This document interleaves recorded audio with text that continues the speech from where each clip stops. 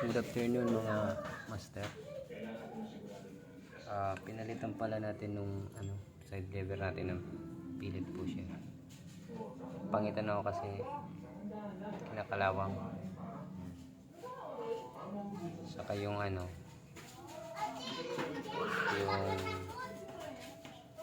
niya masyadong nakalubog.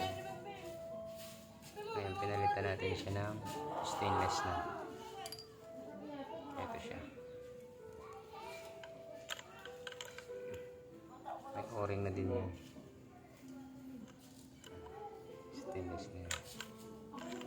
Pakita ko. Tanggalin natin. Nilagyan ko na rin ng abang para sa hammer. Natin ko na rin.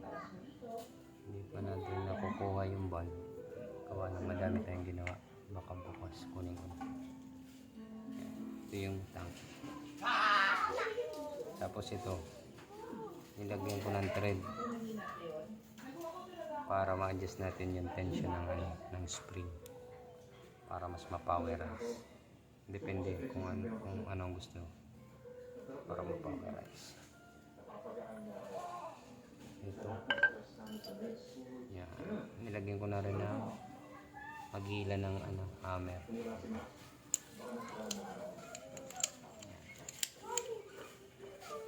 Yan ang magila ng hammer.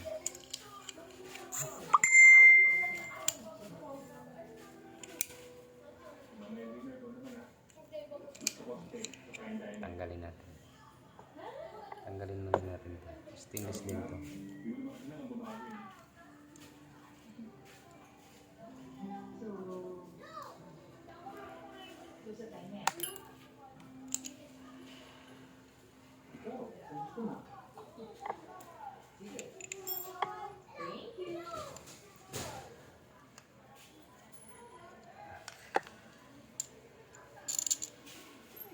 Tanggalin natin.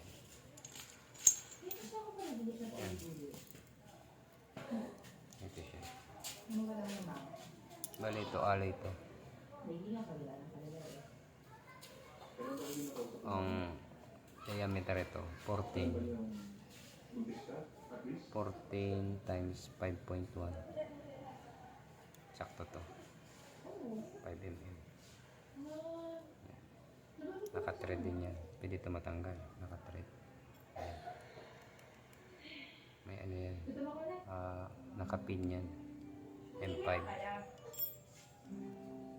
Kaya pwede mo itong ma-adjust. Kasi ito naka-thread din. Naka-thread din yan.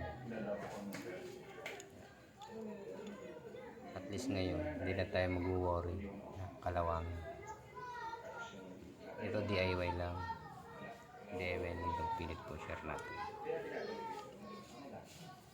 Mahilig mo ito. Kabit natin ulit.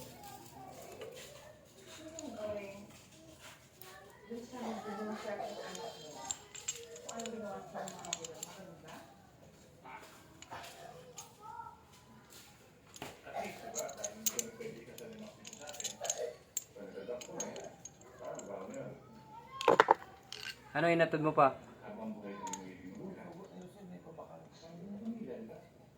May kang trabaho?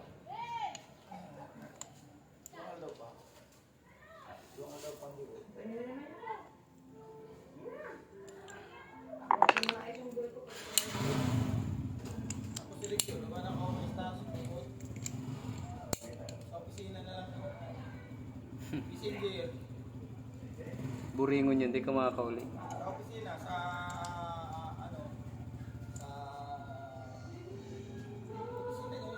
attorneys office.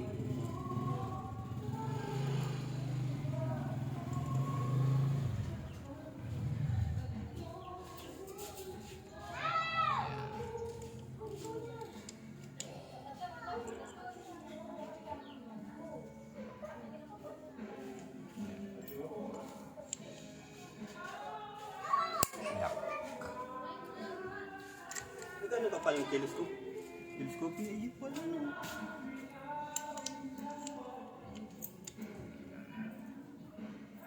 Ito yan.